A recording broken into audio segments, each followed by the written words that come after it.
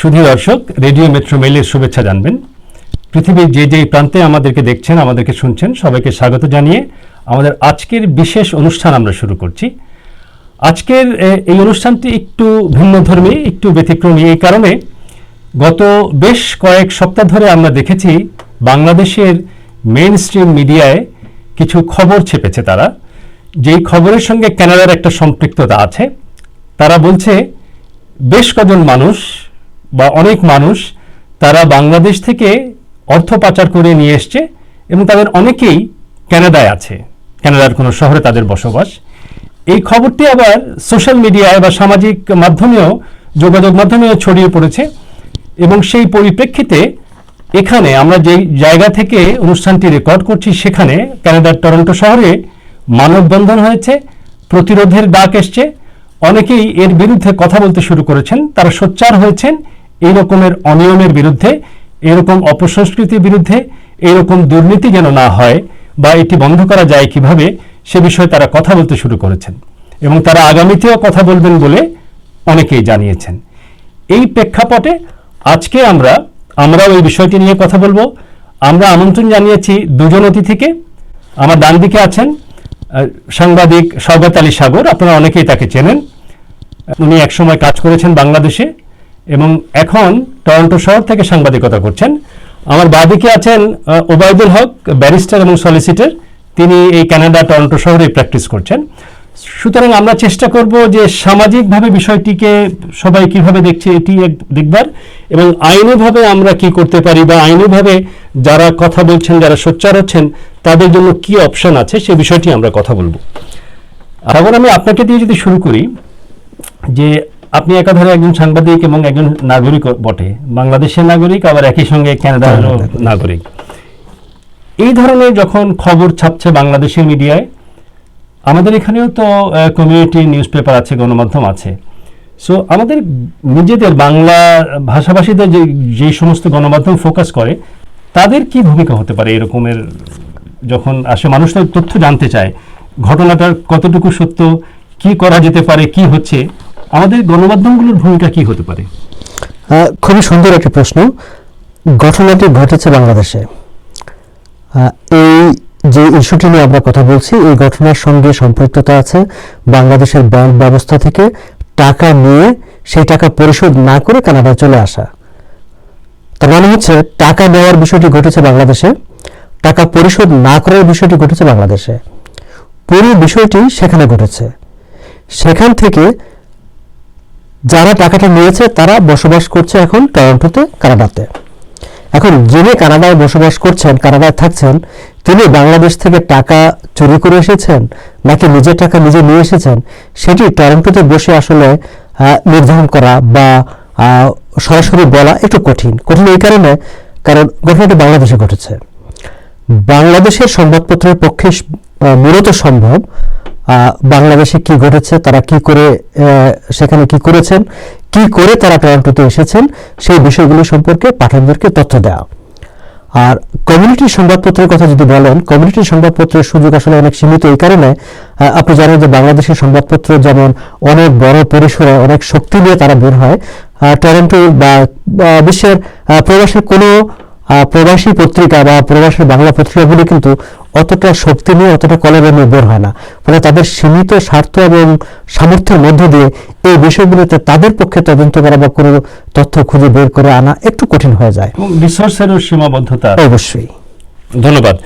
আপনি বলেছেন যে বাংলাদেশের মেইন স্ট্রিম পত্রিকা বা গণমাধ্যমেরই মূল ভূমিকা পালন করবার কথা। আপনি কি মনে করেন যে বাংলাদেশের মেইন স্ট্রিম গণমাধ্যমগুলো ভূমিকা পালন করছে, যে ইঙ্গিত আপনি করেছেন? বাংলাদেশের গণমাধ্যমগুলো ভূমিকা পালন করছে বলেই কিন্তু আজকে টরন্টোতে মানুষ এত তারা ক্ষুব্ধ হচ্ছে, বিক্ষোভে ফুঁসে উঠছে, তারা মিছিল করছে, প্রচন্ড শীত উপেক্ষা করে বরফের মধ্যে তারা রাস্তায় গিয়ে তারা মানববন্ধন করছে। এই যে ঘটনাগুলো ঘটছে, সেটি কিন্তু হয়েছে বাংলাদেশের মিডিয়া এই সংবাদগুলো পাঠকের সামনে তুলে এনেছে বলে। আপনি খেয়াল করবেন যে খুব কাছাকাছি সময়ের মধ্যে পরপর আমার মনে হয় 3টি সংবাদ বেরিয়েছে। প্রথমে একটি সংবাদ বের হয়েছে, যিনি খুব বেশি দিন হয়নি কানাডায় এসেছেন, খুব অল্প সময়ে এসে তিনি কানাডায় এসে বেশ কতগুলো বাড়ি করে ফেলেছেন বা কোথাও মার্কেট করে ফেলেছেন, এরকম একটি সংবাদ প্রথম প্রকাশিত হয়েছে পত্রিকায়। সেই সংবাদটি প্রকাশ হওয়ার পর মানুষের মনে একটু প্রশ্ন জাগতে শুরু করেছে যে এটি কি করে সম্ভব, যিনি 1 বছরে হলো না কানাডায় এসেছেন, তিনি এসে কিভাবে এতগুলো বাড়ি করে ফেলেন। তার পরপরই কিন্তু আরো একটি সংবাদ প্রকাশিত হয়, সেটি হচ্ছে সেই সংবাদে বলা হয়েছে যে তিনি 3500 কোটি টাকার মতো বাংলাদেশ থেকে নিয়ে এই টরন্টোতে চলে এসেছেন। এটি কিন্তু একটা বিশাল অঙ্কের একটি টাকা, এবং সেটি আসার পরে মানুষ অনেকটা হতভম্ব হয়ে গেছে যে আমার দেশ বাংলাদেশ একটি গরিব দেশ, আমরা গরিব দেশই বলে আমাদের দেশকে, সরকার যদি উন্নয়নশীল দেশ বলে, সেই দেশ থেকে 3500 কোটি টাকা একজন মাত্র মানুষ যদি আরেকটি দেশে নিয়ে আসে, সেটি যে কারো মনে দুঃখ হওয়ার কথা, বেদনা জাগার কথা। তারপর পরে আরেকটি সংবাদ প্রকাশিত হয়েছে 300 কোটি টাকা তিনি নিয়ে এসেছেন। সেই সংবাদটি হওয়ার পর আসলে একসাথে এতগুলো সংবাদ হওয়ার পর, এবং যখন সর্বশেষ সংবাদটিতে এসে দেখা গেল যে তিনি আমার আশেপাশের লোক, তাকে আমি চিনি জানি, তখন মানুষ মনে করেছে, ও আচ্ছা, তাহলে আমার আশেপাশে সবাই এই লোকগুলো যারা বাংলাদেশ থেকে টাকা নিয়ে এসেছে তারা আমার আশেপাশে থাকছে, তাহলে তো আমার কোথাও না কোথাও প্রতিবাদ করা উচিত।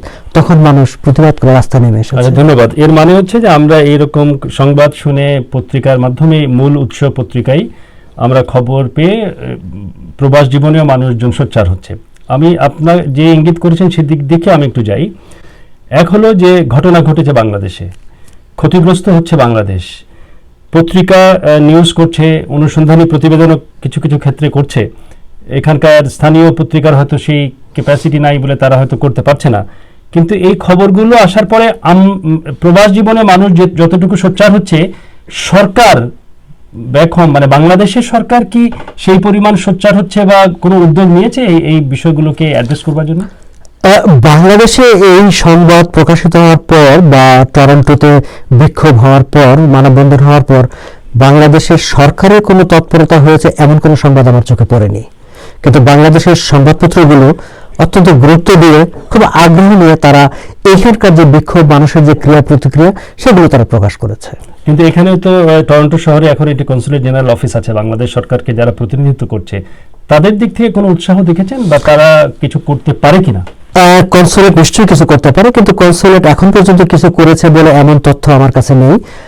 কনসুলেটের কেউ কোনো সংবাদপত্রের সঙ্গে, আমরা মানে এখানে যারা টরন্টোতে যারা স্থানীয় পত্রিকা আছে তাদের কারোর সঙ্গে কথা বলেছে বলে শুনিনি, কিংবা যারা আন্দোলন করছেন। একটি খুব মজার বিষয়, কিন্তু বাংলাদেশে এখন আওয়ামী লীগ সরকার আছেন, বাংলাদেশ শাসন করছেন এখন আওয়ামী লীগ। এইখানে গতকালকে যে মানববন্ধনটি হয়েছে, সেখানে অন্টারিও আওয়ামী লীগ সাংগঠনিকভাবে সিদ্ধান্ত নিয়ে দলের ব্যানার নিয়ে তারা কিন্তু মানববন্ধনে অংশ নিয়েছে। ফলে সরকারি একটি দল এখানে আছে, কনসুলেট জেনারেল কিংবা বাংলাদেশ সরকারের কোনো প্রতিনিধি কিংবা অটোয়া থেকে হাই কমিশনের কোনো প্রতিনিধি, কেউ এমনকি এই সরকারি দলের নেতাদের সঙ্গে যোগাযোগ করে জানতে চেয়েছেন এমন কোনো তথ্য আমাদের কাছে নেই। বরং আমি যতটুকু জানি, আওয়ামী লীগের নেতাদের কেউ কেউ তারা প্ল্যান করছেন, তারা চিন্তা ভাবনা করছেন, তারা কনসুলেট জেনারেলের সঙ্গে সাক্ষাৎ করে তাদেরকে তারা এই বিষয়ে অবহিত করবে, তাদের সহযোগিতা চাইবেন। কিন্তু যেহেতু বাংলাদেশের টাকা এই দেশে এসেছে, এই দেশে এখানে যারা আন্দোলন করছেন তারা কানাডিয়ান নাগরিক, তারা বাংলাদেশি নাগরিক, তারা যে আন্দোলনটি করছেন সেখানে কনসুলেট নিজে থেকে আগ্রহী হয়ে তারা যোগাযোগ করতে পারতো, তারা এই বিষয়ে খোঁজ খবর করতে পারতো। আচ্ছা, ধন্যবাদ সাগর। আমি আপনাকে এই প্রথম পর্যায়ের একটি শেষ প্রশ্ন করে আপনার কাছে আসবো। আমি একটি হচ্ছে যে এই ঘটনা, এই যে মূল ঘটনা তো অর্থ পাচার করে নিয়ে আসছে, বাংলাদেশ থেকে ব্ল্যাক মানি নিয়ে আসছে, বাংলাদেশের সম্পদ লুট করে নিয়ে আসছে অনেকেই, যদি হয়ে থাকে সত্যি। এক্ষেত্রে যে এই ইস্যুগুলো তো আমরা হঠাৎ করে আজকে শুনিনি, আমরা কিন্তু অনেক আগে থেকেই এরকমের খবর পাই। এর সত্যতা যাচাই করবার সামর্থ্য হয়তো আমাদের নেই, কিন্তু হঠাৎ করে এখন আপনার কি মনে হয় যে হঠাৎ করে এই ইস্যুটা এখন কেন এত মানে মানুষ মানববন্ধন করছে, মানুষ এটি শুধু গণমাধ্যমে এসছে বলে, নাকি এর পেছনে অন্য কোনো কারণও থাকতে পারে? না, অন্য কারণও থাকতে পারে, কারণ মানুষের মনে কিন্তু এই বিষয়গুলো নিয়ে বিভিন্ন সময়ে কথা ছিল, প্রশ্ন ছিল। মানুষ অনেকে দেখেছে, মানুষ অনেকেই কিন্তু দেখেছে যে তারা তাদের যে জীবনযাপন, কানাডার মতো দেশে, এমনকি কানাডার অনেক প্রভাবশালী ব্যক্তি, আমরা এখানে দেখি যে এখানকার অনেক বড় বড় মন্ত্রীরা রাস্তায় হেঁটে চলে যায়, নিজের গাড়ি চালিয়ে যাচ্ছেন, নিজের গাড়িটা নিজে খুলে গাড়িতে বসছেন। সেখানে আমাদের বাংলাদেশিদের অনেককে অনেকে এগুলো দেখে, আমরা দেখেছি, অনেকে দেখেছেন যে তাদের যে জীবনযাপনের যে প্রাচুর্য, যদি এমনকি অনেক কানাডিয়ান ব্যবসায়ী শিল্পপতিদের জীবনযাপনে তারা এতটা প্রাচুর্য আমরা দেখি না। ফলে এইসব দেখে দেখে তাদের কাছে মনে হয়েছে যে নিশ্চয়ই এক ধরনের একটা মনে হয়েছে যে এটা কি করে সম্ভব। তারপর একই সময়ে যখন পরপর 3-4টি নিউজ আসে এবং বড় বড় অঙ্কের কথা বলা হয়, 300 কোটি 3500 কোটি টাকা কিন্তু অনেক টাকা। যখন এই নিউজগুলো আসে তখন মানুষ স্বাভাবিক কারণে তখন আর তার যে ধৈর্য, সেই ধৈর্যটা ধরে রাখতে পারে না। তখন তারা মনে করে যে আমার প্রতিবাদ করা উচিত, সেটি আমার নৈতিক দায়িত্ব। সেই নৈতিকতার তাগিদ থেকে আসলে দেশের প্রতি যে অঙ্গীকার, সেই অঙ্গীকার থেকে তখন তারা মনে করেছে যে আমার আসলে একটা ভয়েস রেজ করা দরকার, আমার একটা নয়েজ করা দরকার, যে না এটা চলতে পারে না, এটা আমরা চলতে দিতে পারি না। এবং সেই জায়গা থেকে মানুষ আসলে বিক্ষোভ করতে শুরু করেছে। এবং আমার ধারণা গত কয়েকদিন ধরে যে মানববন্ধন বা বিক্ষোভের কথা আমরা শুনেছি বা প্রতিবাদের কথা শুনেছি, তারা হয়তো মূলত আমাদের যে বাংলাদেশে যদি ফিরে যাই, সেখানকার যে রাজনৈতিক কৃষ্টি সংস্কৃতি তার একটি পরিবর্তন চায় বলেই তারা হয়তো পথে নেমেছেন। অবশ্যই। ধন্যবাদ সাগর। ওবায়দুল হক, আপনি ব্যারিস্টার এবং সলিসিটর, আপনি কানাডায় প্র্যাকটিস করছেন, কানাডার আইনের প্র্যাকটিস করছেন। আমরা যে বিষয়টি নিয়ে কথা বলছি, এটি আসলে দুই দেশই, কানাডা এবং বাংলাদেশ দুটোই সম্পৃক্ত। আপনি শুনেছেন বাংলাদেশ থেকে কিছু অভিযোগ আছে, বাংলাদেশ থেকে মানুষজন অনেকেই টাকা পয়সা নিয়ে আসছে এখানে অবৈধভাবে। যেহেতু যে কোনো অনিয়মের বিরুদ্ধে, অবৈধ কাজের বিরুদ্ধে অনেকে সোচ্চার হতে চান। যদি ঘটনাগুলো এরকম হয় এবং ঘটনাগুলো সত্য হয়, কানাডার আইনে একজন সাধারণ মানুষ, যিনি আমার মতন একজন মানুষ, যিনি বাংলাদেশেরও নাগরিক আবার কানাডারও নাগরিক, কানাডিয়ান নাগরিক হিসেবে আমার কি অধিকার আছে বা কি ভূমিকা আমি পালন করতে পারি, এই বিষয়টিকে অ্যাড্রেস করবার জন্য। আমরা এই দুর্নীতি চাই না, এই অপসংস্কৃতি চাই না। কানাডায় বসে আমরা আইনিভাবে কি করতে পারি? খুব চমৎকার প্রশ্ন করেছেন। আমি মনে করি সাগর ভাই যেরকম বলেছেন আর কি, এই সমস্যাটার মধ্যে অনেকগুলো কনস্টিটিউয়েন্ট কম্পোনেন্ট আছে। এর মধ্যে অনেকগুলো আছে বাংলাদেশে, এগুলোর যোগসূত্র। এবং আমার পরিস্থিতিটা আমি যত সামান্য বুঝেছি, আমার মনে আছে যে অনেকগুলো অভিযোগ এখানে আছে। আপনি যেমনটা বললেন আর কি, এটা গুরুত্বপূর্ণ যে অভিযোগগুলো প্রমাণ হতে হবে এবং অভিযোগগুলোর মধ্যে কিছু সত্যতা থাকতে হবে। যদি থেকে থাকে, কানাডা এখানে আমাদের গভর্নমেন্টের, কানাডিয়ান গভর্নমেন্টের একটা ইন্টেলিজেন্স ইউনিট আছে, ফাইন্যান্সিয়াল ইন্টেলিজেন্স ইউনিট আছে। এদের কাজই হচ্ছে এ ধরনের যে সমস্ত ফাইন্যান্সিয়াল ক্রাইম সংগঠিত হচ্ছে 3টা বড় দিক থেকে। একটা হচ্ছে যে কোথাও কোনো প্রসিডস অফ ক্রাইম কানাডা থেকে বা অন্যান্য কোনো দেশ থেকে সাইফন্ড হয়ে কানাডায় আসছে কিনা, এবং এই ধরনের টাকা আসার মাধ্যমে কানাডার সিকিউরিটির জন্য কোনো ধরনের থ্রেট হিসেবে পোজ করছে কিনা। এবং তৃতীয়ত, কানাডার সাথে বিভিন্ন দেশের সম্পর্ক আছে, দ্বিপাক্ষিক সম্পর্ক আছে, বিভিন্ন মেমোরান্ডাম অফ আন্ডারস্ট্যান্ডিং আছে। সেগুলোর ভিত্তিতে কানাডিয়ান সরকার অন্যান্য সরকারের সাথে এই সমস্ত তথ্যগুলো আদান প্রদান করে থাকে। আমি যদি একজন কানাডিয়ান নাগরিক হিসেবে মনে করি যে আমার কিছু নলেজ আছে যেটা এই পার্টিকুলার এজেন্সির কাছে আমার শেয়ার করা উচিত, তাহলে আমার উচিত হবে সেটা তাদের সাথে শেয়ার করা। তারা এরপরে বেশ কয়েকটা সংগঠনের সাথে সেই তথ্যগুলো শেয়ার করবে। যেমন ধরুন RCMPর সাথে শেয়ার করবে, তারা প্রভিন্সিয়াল যে সমস্ত পুলিশ অথরিটি আছে তাদের সাথে শেয়ার করবে, এবং অনেক সময় তারা দেখা যাবে কোনো ইমিগ্রেশন অথরিটির সাথে শেয়ার করবে, ইভেন কানাডা রেভিনিউ এজেন্সির সাথেও শেয়ার করতে পারে।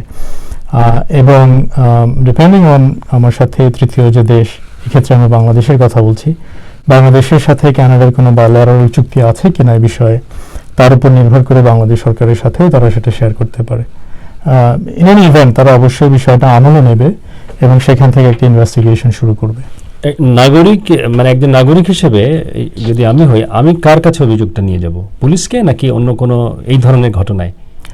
সো এই সংগঠনগুলো, পুলিশ, প্রভিন্সিয়াল পুলিশ, RCMP এবং CRA এবং ফিনট্রাক, যে এজেন্সিটা আছে আমাদের ফাইন্যান্সিয়াল ইন্টেলিজেন্স ইউনিট, তারা একসাথেই কাজ করে। আপনি হয়তো যে ফিনট্রাকের একটা হটলাইন আছে, তাদের একটা সুনির্দিষ্ট টেলিফোন লাইন আছে, তাদের একটা ওয়েবের মাধ্যমে আপনি ইন্টারনেটে গিয়েও একটা আপনার যে অ্যালিগেশনগুলো আছে সেগুলো তাদের কাছে কমিউনিকেট করতে পারেন, এবং অবভিয়াসলি তারা তাদের ইনভেস্টিগেশনটা সম্পূর্ণ করে তারা যদি দেখে যে আরও ফার্দার ইনভেস্টিগেশনের প্রয়োজন আছে এবং আপনার অভিযোগের মধ্যে সত্যতা আছে বলে মনে হচ্ছে তাদের কাছে, তাহলে তারা যাদের সাথে শেয়ার করা দরকার বা যাদের সাথে কাজ করা দরকার, ইনক্লুডিং আমাদের যে সিকিউরিটি ইন্টেলিজেন্স এজেন্সি আছে তাদের সাথেও তারা শেয়ার করবে এবং সেখান থেকে যাবে। অথবা আপনি যদি চান তাহলে আপনার নিকটস্থ পুলিশ স্টেশনে গিয়েও তাদেরকে বলতে পারেন বা টেলিফোন করে জানাতে পারেন। আমরা যে বিষয়গুলো নিয়ে আজকে কথা বলা শুরু করেছি, যে আমাদের উৎস হচ্ছে যে বাংলাদেশের সংবাদপত্রে কিছু নিউজ ছেপেছে, তারা কিছু খবর তথ্য আছে। আমি কি এই খবরের তথ্যের বেসিসে কি কমপ্লেন রেজ করতে পারি, না কি আমার নিজের কোনো ইনফরমেশন, নিজের ইন্টেলিজেন্সটাকে সেখানে উপস্থাপন করতে হবে? যেহেতু এটা ক্রিমিনাল ম্যাটার, সেই ক্ষেত্রে আপনি একজন ব্যক্তি হিসেবে তথ্যটা কোনো সরকারি পুলিশকে দিচ্ছেন বা সরকারি সংস্থাকে দিচ্ছেন, সবসময় এটা সরকার আসলে ইনভেস্টিগেশনটা করছে। সবসময় সরকারি কাউকে প্রসিকিউট করবার সিদ্ধান্ত নিলে সেটা ক্রাউনই প্রসিকিউট করবে, তাই না? তো সুতরাং আমি কখনো বিপদে নেই কাউকে তথ্যটা জানানোর মাধ্যমে আর কি। এগেইন তথ্যটা নিয়ে এবার সরকারের সেই পার্টিকুলার সংস্থা কি করবে না করবে এটা অবভিয়াসলি তাদের বিষয়, কিন্তু এর মধ্যে আমার কোনো দ্বিধা থাকবার কোনো কারণ নেই আর কি কার কাছে আমি তথ্যটা দেব। ধন্যবাদ। শুধু দর্শক, আপনারা দেখছেন রেডিও মেট্রো মেইল, এবং রেডিও মেট্রো মেইলের আজকের একটি বিশেষ অনুষ্ঠান আমরা করছি। এই অনুষ্ঠানের মূল উপজীব্য হচ্ছে আসলে বাংলাদেশ থেকে যে অর্থ পাচার হচ্ছে সেই বিষয়টি নিয়ে আমরা কথা বলছি। ঢাকার বেশ কিছু গণমাধ্যম এমন কিছু নিউজ ছেপেছে যেগুলো নিয়ে আমরা আজকে কথা বলছি। বিষয়টি হচ্ছে সেই সমস্ত নিউজের ভিত্তিতে প্রবাস জীবনে অনেকেই প্রতিবাদ করছেন, কথা বলছেন, সোচ্চার হচ্ছেন, এই অন্যায়, এই অপকর্মের বিরুদ্ধে তারা কথা বলছেন এবং এর সুরাহা হওয়া উচিত বলে তারা মনে করছেন। এই প্রসঙ্গে আমি যদি একটু আসি, যেহেতু আমরা বিষয়টি কানাডায় আমি একজন দ্বৈত নাগরিকত্ব যেহেতু আছে আমাদের, আমি বাংলাদেশি নাগরিক হিসেবে দাঁড়াচ্ছি, আবার আমি সিটিজেন, কানাডার সিটিজেন হিসেবেও আমার একটি অধিকার আছে। আমি পথে দাঁড়িয়ে এরকম অন্যায়ের বিরুদ্ধে প্রতিবাদ করাটা বা প্রতিরোধ করাটা বা সোচ্চার হওয়া অনিয়মের বিরুদ্ধে, এর আইনি ভিত্তিটা কতটুকু আছে? এতে আইনকে কোনোভাবে হেল্প করে কিনা এই বিষয়গুলো? খুবই চমৎকার প্রশ্ন করেছেন। আমার মনে হচ্ছে যে আমাদের অনেকের আপনার আগের প্রশ্নটা সূত্র ধরে একটু করে কথা বলি। আপনি বলছিলেন যে বিভিন্ন পত্রিকায়, বিভিন্ন ইন্টারনেটে, বিভিন্ন পোর্টালে বিভিন্ন ধরনের সংবাদ, অভিযোগ প্রকাশ হয়েছে এবং সেগুলোর উপর ভিত্তি করেই আমাদের মধ্যে অনেকের মধ্যে ক্ষোভের সঞ্চার হয়েছে, এবং তা হওয়াই উচিত। যে কোনো দেশের মানি লন্ডারিং এবং ফাইন্যান্সিয়াল ক্রাইম মনিটর করবার জন্য এবং লেজিসলেট করবার জন্য যে গোল থাকে, সেগুলোর মধ্যে একটা হচ্ছে যে তৃতীয় কোনো দেশে অথবা যেখান থেকে মানি লন্ডারিংটা হচ্ছে, সেখানকার যে ফাইন্যান্সিয়াল সিস্টেম এটা এই বড় ধরনের ক্রাইমের মাধ্যমে এফেক্টেড হচ্ছে কিনা, এফেক্টেড যাতে না হয় সেটা নিশ্চিত করার জন্যই এটা একটা গুরুত্বপূর্ণ লক্ষ্য আর কি ধরনের কার্যক্রমের। তো একটা গুরুত্বপূর্ণ বিষয় হচ্ছে আমাদের সবারই মনে রাখতে হবে যে একটা অভিযোগ যতক্ষণ পর্যন্ত প্রমাণিত না হয়েছে ততক্ষণ পর্যন্ত এটা অভিযোগই মাত্র। হ্যাঁ, আপনার আগের প্রশ্নে যেরকম আপনি বলেছিলেন আর কি, এর মধ্যে যদি সত্যতা থাকে আমরা সেটা নিয়ে গেলাম কোনো একটা এজেন্সির কাছে, ফিনট্র্যাকের কাছে অথবা পুলিশের কাছে, তাদের কাছে সেই পরিমাণ মেকানিজম আছে এবং রিসোর্স আছে যার মাধ্যমে তারা সেটা নিয়ে ব্যবস্থা করতে পারবে আর কি, ওখানে ব্যবস্থা নিতে পারবে। এখন আমরা যখন এখানে বসে এগুলো নিয়ে ভাবছি, আমি জানি না আমি আপনার প্রশ্নের উত্তর দিচ্ছি এখানে নাকি আপনি দিয়েছেন। আমি একটু যদি কমপ্লিমেন্টারি একটি প্রশ্ন করি, যে আমরা যারা আজকে সোচ্চার হচ্ছেন, কথা বলছেন, প্রতিবাদ করছেন, তাদের জন্য আপনার কোনো কানাডার আইন অনুযায়ী কোনো পরামর্শ আছে কিনা, যে তারা আসলে কি করতে পারেন? আমরা জানি এই মুহূর্তে তারা প্রতিবাদ করছেন, তারা তাদের ঘৃণা প্রকাশ করছেন, সামাজিকভাবে এমন মানুষজনকে তারা বয়কট করছেন বা তাদেরকে তারা হেয় করছেন সমাজের কাছে। এর বাইরে আইনে কোনো পদ্ধতি বা কোনো প্রক্রিয়া তাদের জন্য আছে কিনা? তো আপনার শেষ কথাটা সূত্র ধরে বলি, কাউকে যখন আমরা বলছি আর কি অভিযুক্ত মানুষ, কারো হেয় করবার সময় অবভিয়াসলি আমাদের একটা লক্ষ্য থাকা উচিত যে আমরা কারো বিরুদ্ধে যখন অভিযোগ করছি সে অভিযোগের মধ্যে কতখানি সত্যতা আছে। আমি বলবো যে আমাদের যেমন সামাজিক দায়িত্ব রয়েছে আমাদের দুই দেশের প্রতি, কানাডার প্রতি এবং বাংলাদেশের প্রতি, যেহেতু দুই দেশের ইকোনমি সিরিয়াসলি ইম্প্যাক্টেড হবে এই ধরনের এলিগেশনগুলো যদি সত্য হয়, এবং অবভিয়াসলি বাংলাদেশ থেকে যদি এই বড় অঙ্কের টাকা সাইফন হয়ে এখানে চলে আসে, তাহলে সেটা বাংলাদেশের ইকোনমিতে একটা বড় ধরনের ইম্প্যাক্ট তো রাখছেই।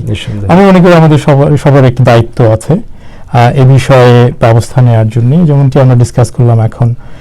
সাগর ভাই যেরকম বললেন, আমাদের মধ্যে ক্ষোভের সঞ্চার হয়েছে এবং সেটা হবার যথেষ্ট কারণ রয়েছে।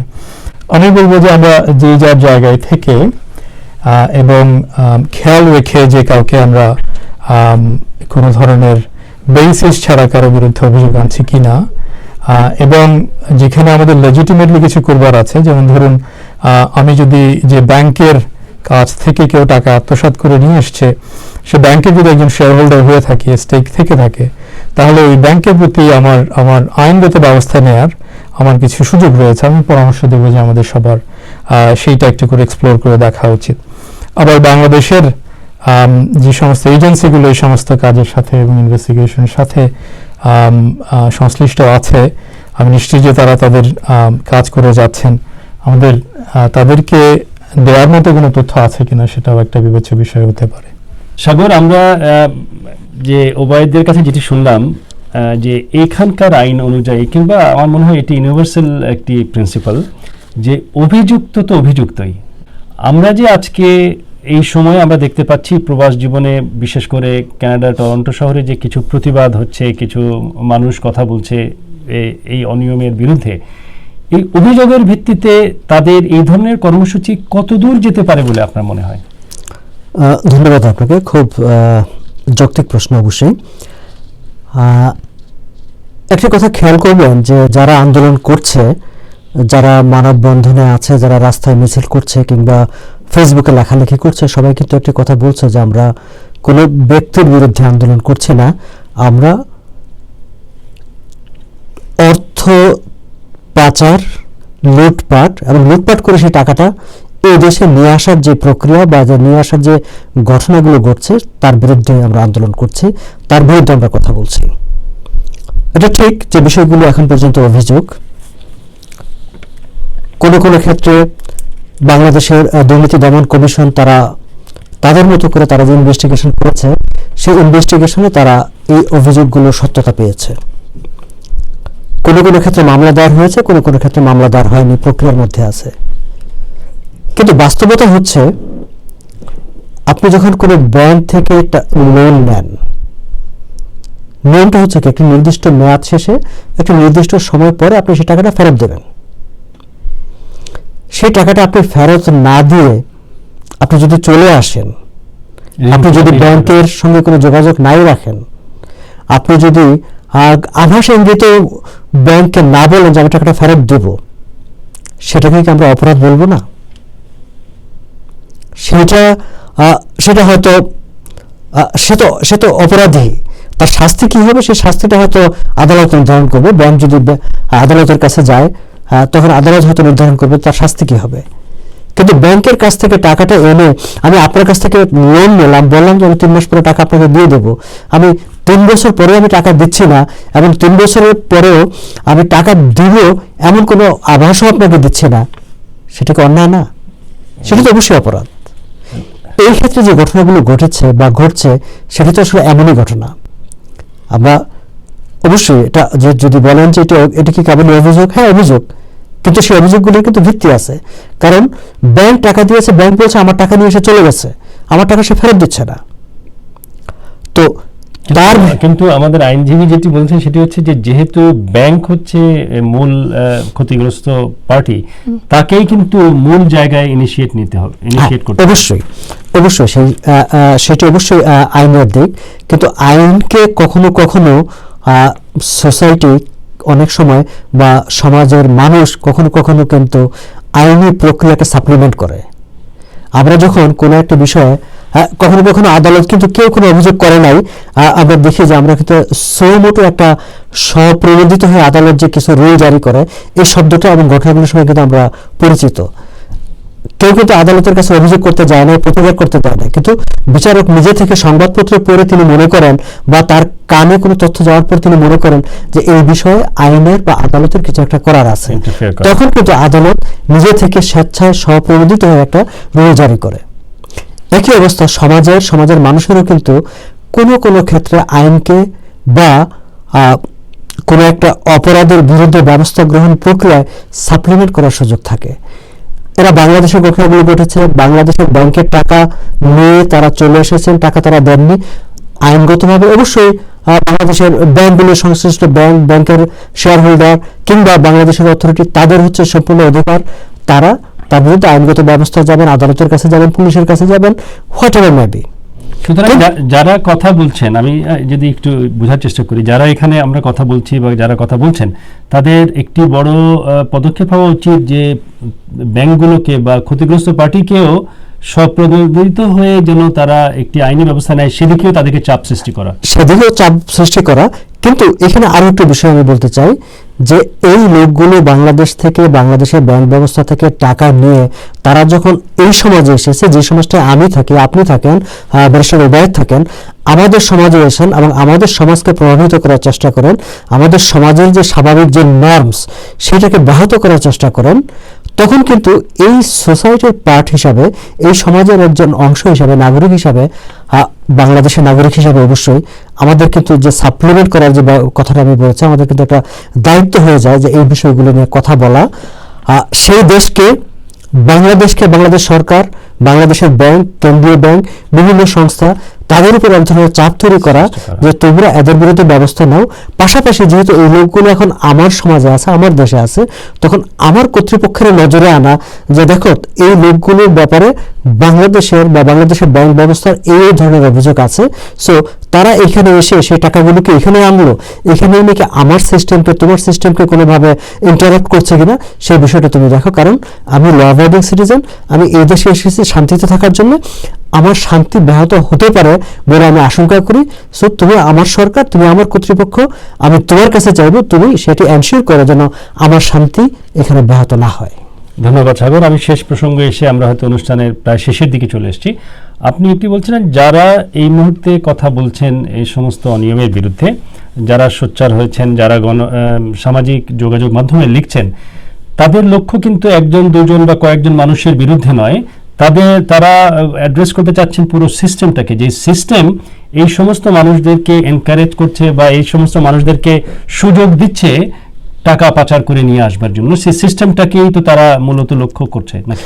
মূল লক্ষ্যটা হচ্ছে, দেখেন যে এখন কিন্তু মনে হচ্ছে যে আপনি খেয়াল করবেন বাংলাদেশে কোনো ঘটনা ঘটলেই সংবাদপত্রে যখন নিউজ আসে পালিয়ে গেছে, কোথায় খুন করে কানাডা পালিয়ে গেছে। হ্যাঁ, আর সেদিন দেখলাম যে স্বাস্থ্য অধিদপ্তরের কেরানি একজন, তার স্ত্রীর বিরুদ্ধে বেশ 1 বছর ধরে বোধহয় আর কি অনেক লেখালেখি হচ্ছে, তাদের বিরুদ্ধে মামলা হয়েছে, দুদকে ডেকেছে, তারা পালিয়ে গেছে। এখন শুনি আমরা কিছুদিন আগে পত্রিকায় শুনলাম যে ওরা অস্ট্রেলিয়াতে 5টা না কটা বাড়ি আছে।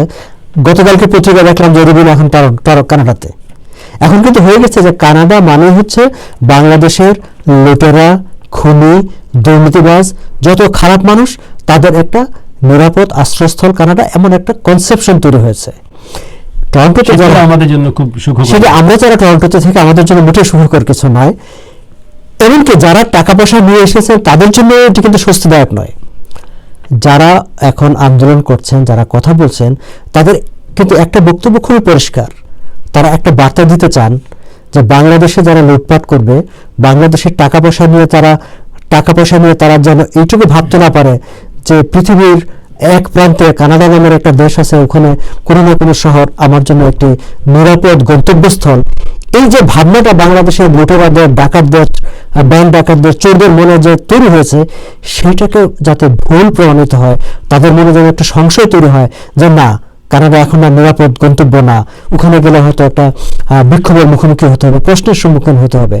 এবং আরো একটা বিষয় যে আমরা যখন এই বিষয়গুলো নিয়ে কথা বলতে শুরু করবো, আপনাকে আমি বলি ইতিমধ্যে কিন্তু কানাডার কোনো পত্রিকাও কিন্তু এই বিষয়টির ব্যাপারে তারা আগ্রহ প্রকাশ করেছে। আমার ধারণা, আমার কাছে যতটুকু খবর আছে যে আগামী 2-1টি কোনো কর্মসূচিতে তাদের কোনো প্রতিনিধি এখানে হয়তো উপস্থিত থাকবে। So nothing unlikely. আপনি জানেন যে বাংলাদেশের রানা প্লাজার ঘটনা নিয়ে এখানে সিবিসিতে মেড ইন বাংলাদেশ নামে অসাধারণ একটা ডকুমেন্টারি হয়েছিল, একটা ইনভেস্টিগেশন রিপোর্টিং হয়েছিল। কে জানে যে হয়তো আগামী 6 মাসে 8 বছরে সিবিসির সেই যে ইয়েটা, যারা ফিফথ স্টেট যে অনুষ্ঠানটা ইনভেস্টিগেশন জার্নালিজম যে করে প্রোগ্রামটা করে তারা, কিংবা টরন্টো স্টার এর আগে একবার আপনার আমাদের যে পদ্মা সেতু কেলেঙ্কারি মামলার সময় তারা একটা ইনভেস্টিগেটিং রিপোর্ট করেছিল বাংলাদেশে গিয়ে। এই যে কথাবার্তাগুলো হচ্ছে, এটা কিন্তু কানাডিয়ানদের জন্য কিন্তু খুবই বিব্রতকর বিষয় যে বিশ্বের অন্য দেশ থেকে লোকজন ওই দেশের ব্যাংক ব্যবস্থা কিংবা ওই দেশ থেকে টাকা পয়সা চুরি করে অবৈধ উপায়ে টাকাটা কানাডিয়ান সিস্টেমে চলে আসছে। এবং একটা জিনিস দাঁড়িয়ে যাচ্ছে যে কানাডার কানাডার আইন অন্য দেশের ক্রিমিনালদেরকে শেল্টার দিচ্ছে। এটি যারা Canadian media, Canadian politician, Canadian citizen কারোর জন্য কিন্তু সহকর না। ফলে আগামী সময়টাতে কানাডার মিডিয়া যে এই বিষয়গুলো নিয়ে ইনভেস্টিগেশন করতে শুরু করবে না তা কিন্তু না। আজকের এই আন্দোলনটা কিন্তু ওই ইনভেস্টিগেশনের অনুপ্রেরণা একটা তৈরি করে দেওয়ার জন্য, সেই ইনভেস্টিগেশনের আগ্রহ করে তোলার জন্য একটি কিন্তু গুরুত্বপূর্ণ পদক্ষেপ বলে মনে করি। আর একটা জিনিস বলে, এই আন্দোলন যেটা হচ্ছে সেটা কিন্তু একটা বলা হয় যে সোশ্যাল অ্যাওয়ারনেস, সামাজিক সচেতনতা তৈরির কিন্তু আন্দোলন হচ্ছে। যারা আন্দোলন করছে সবাই চাচ্ছে যে কমিউনিটিতে বা কানাডার বিভিন্ন প্রান্তে যেসব বাংলাদেশিরা আছেন তাদের মধ্যে দুর্নীতির বিরুদ্ধে, চুরির বিরুদ্ধে নিজ দেশকে রক্ষা করা, এবং যে দেশে আমি এখন থাকছি সেই দেশটাকে রক্ষা করার জন্য একটা সচেতনতা তৈরির আন্দোলন হচ্ছে। এটা আরও একটু দীর্ঘায়িত হবে আন্দোলনটা। আমরা আশা করছি যে সামনে আরও এটা চলবে, এবং একসময় কানাডিয়ান পলিটিশিয়ানরাও এটার সঙ্গে তারাও অ্যাড্রেস করতে আগ্রহী হবে। তারা অবশ্যই একসময় তারা এটা অ্যাড্রেস করার জন্য এগিয়ে আসবেন। ধন্যবাদ সাগর।